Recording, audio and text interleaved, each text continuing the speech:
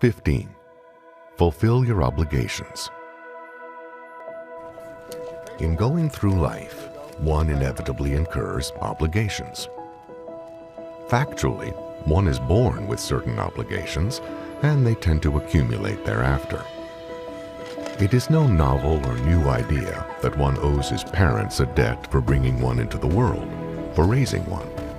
It is a credit to parents that they don't push it any harder than they do, but it is an obligation nevertheless. Even the child feels it. And as life continues to run its course, one accumulates other obligations to other persons, to friends, to society, and even the world. It is an extreme disservice to a person not to permit him to satisfy or pay off his obligations. No small part of the revolt of childhood is caused by others refusing to accept the only coins a baby or child or youth has with which to discharge the weight of obligation. The baby's smiles, the child's fumbling efforts to help, the youth's possible advice, or just the effort to be a good son or a good daughter commonly pass unrecognized, unaccepted. They can be ill-aimed, often ill-planned. They fade quickly. Such efforts, when they fail to discharge the enormity of the debt, can be replaced with any number of mechanisms or rationalizations. One doesn't really owe anything. I was owed it all in the first place.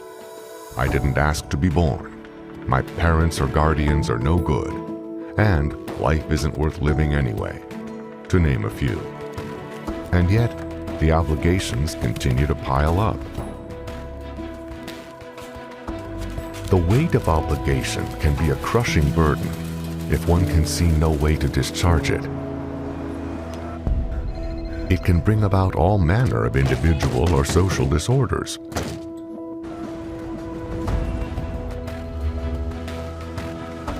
When it cannot be discharged, those who are owed, often unwittingly, find themselves targets for the most unlooked-for reactions.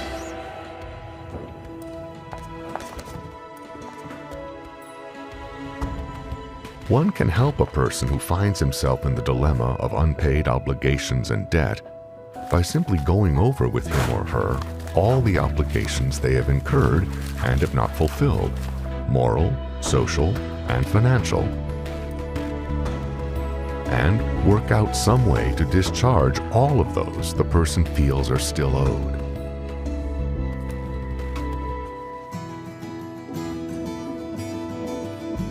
One should accept the efforts of a child or an adult to pay off non-financial obligations they feel they may owe.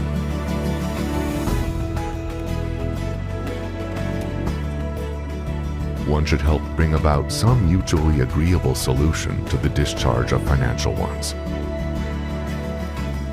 Discourage a person from incurring more obligations than it is possible for him or her to actually discharge or repay. The way to happiness is very hard to travel when one is burdened with the weight of obligations which one is owed or which he has not discharged.